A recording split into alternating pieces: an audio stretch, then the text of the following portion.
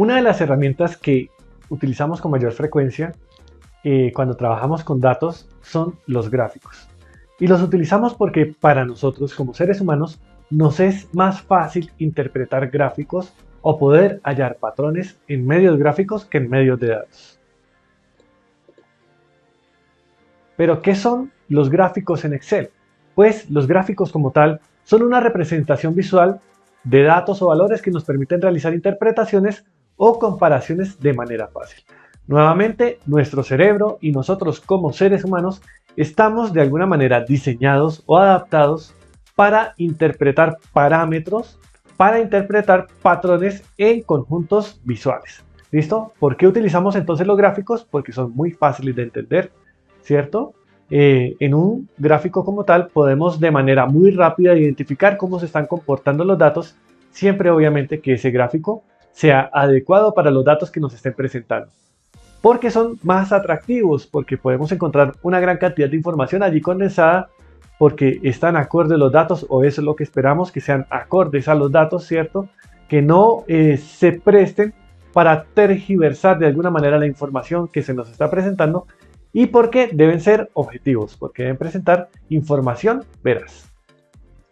Vamos a hablar de algunos de los tipos de gráficos que encontramos de manera más general. No vamos a abarcarlos todos, solo de pronto los más generales o los más trabajados en las tablas de datos. Y el primero son los gráficos de barras. ¿Qué es lo que me representa un gráfico de barras? ¿O cuándo debo utilizar un gráfico de barras? Cuando lo que quiero representar son cantidades o frecuencias. Un gráfico de barras o una barra en particular dentro de un gráfico lo que me va a representar es una cantidad, ¿cierto? Una cantidad de datos con respecto a otra. Y son útiles para comparar categorías, o sea, para visualizar la diferencia que hay entre cada una de las barras.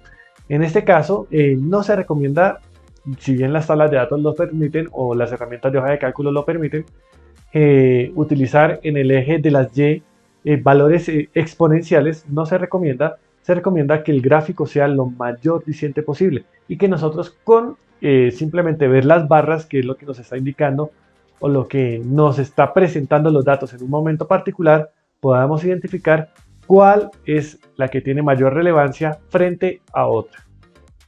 Dentro de las barras también obviamente encontramos otra que se llaman las columnas agrupadas y apiladas. ¿Listo? Las columnas agrupadas nos van a permitir de igual manera comparar los datos. En este caso, si lo podemos ver, tenemos dos comportamientos que estamos comparando. Estamos comparando los datos o las ventas de un vendedor mes a mes, pero también frente a otro vendedor mes a mes, ¿cierto? Entonces estamos pudiendo comparar o verificando de manera muy gráfica cómo se están comportando las ventas de mis vendedores en cada uno de los meses. Pero cuando tengo este tipo de datos, también puedo utilizar las columnas apiladas. Y estas columnas apiladas me van a permitir ver mes a mes, ¿cierto? Simplemente con una sola columna por cada uno de los meses, ver mes a mes cómo se están comportando las ventas de cada uno de mis vendedores. Desde aquí también de manera muy rápida puedo identificar en qué meses se comporta mejor un vendedor frente al otro y cuáles son los meses que representan más ventas para mi empresa.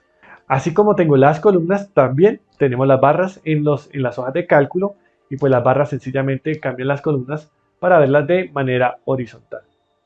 Otro gráfico que utilizamos con gran frecuencia son los gráficos circulares, también los conocemos como gráficos de torta o gráficos de queso.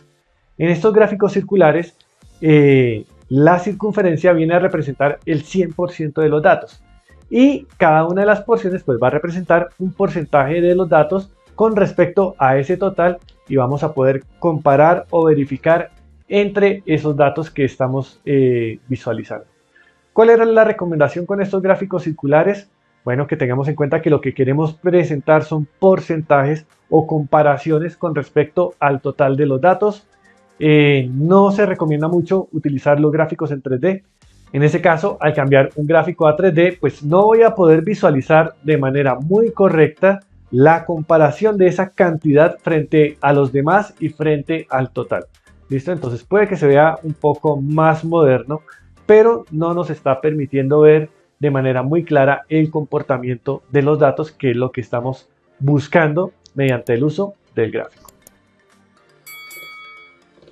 También tenemos los gráficos de anillo. Los gráficos de anillo simplemente son una variación de los gráficos de torta y nos permiten ver exactamente lo mismo. Entonces puedo utilizar anillos o torta.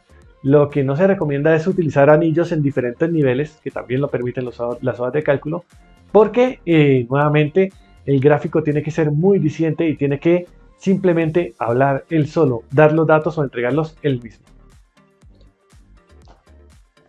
Otro tipo de gráfico que podemos o que utilizamos frecuentemente son los gráficos de líneas. Y los gráficos de líneas los utilizamos generalmente para representar el comportamiento o la variación de grandes volúmenes de datos en el tiempo, cómo se están comportando en el tiempo. Siempre que nosotros vemos, por ejemplo, cómo se está comportando una moneda, ¿sí? Las alzas y las bajas que tiene la moneda, vamos a encontrar este tipo de gráficos de líneas. Y cuando estamos comparando el comportamiento de una moneda frente a otras monedas en el mundo, pues también vamos a ver que cada una de estas monedas va a tener una línea como representación. Algunas recomendaciones cuando utilizamos gráficos. ¿Listo? Lo primero es tener claro el propósito del gráfico. ¿Qué es lo que queremos presentar? ¿De qué es lo que queremos hablar? ¿Qué es lo que queremos que nuestro público sepa con este dato que le estamos presentando? Hacer un uso adecuado de colores. No utilizar estos gráficos monocromáticos donde, por ejemplo, todas las barras tienen el mismo color. Si lo podemos hacer, utilicemos diferentes colores de tal manera que las personas que estén visualizando los datos puedan también guiarse por el uso de los colores. No sobrecargar los gráficos. Por ejemplo, en los gráficos de torta no se recomienda utilizar más de 6 categorías, tal vez un máximo de 8 categorías.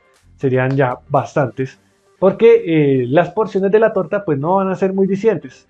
Entonces, no van a poder obtener esa información del gráfico que nosotros estamos esperando. Lo mismo con los gráficos de barras. Si estoy utilizando las barras, de pronto mirar si las barras apiladas me pueden ser más útiles siempre que los datos que estén apilados dentro de las barras no sean más de 4 o 5.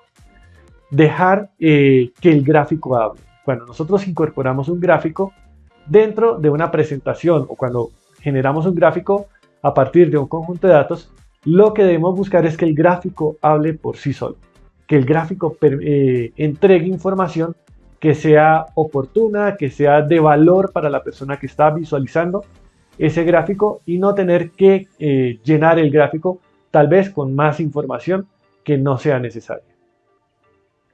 Mostrar las etiquetas de datos es muy importante, sobre todo cuando utilizamos, por ejemplo, los gráficos de torta, colocar el porcentaje que está representando cada una de las porciones. A veces no es muy diciente. Sí podemos identificar cuál es la porción más grande con respecto a otra, pero no en qué valor. Entonces siempre es bueno colocar las etiquetas a los datos para tener los valores de primera vista.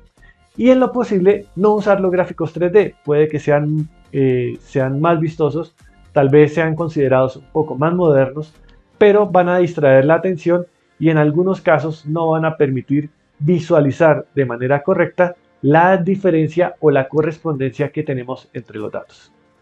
Bien, esto era lo que quería hablarles sobre los gráficos antes de pasar a implementarlos en la hoja de cálculo. Recuerden siempre tener muy claro cuál es el propósito de ese gráfico que vamos a crear y segundo, buscar que el gráfico hable por sí mismo.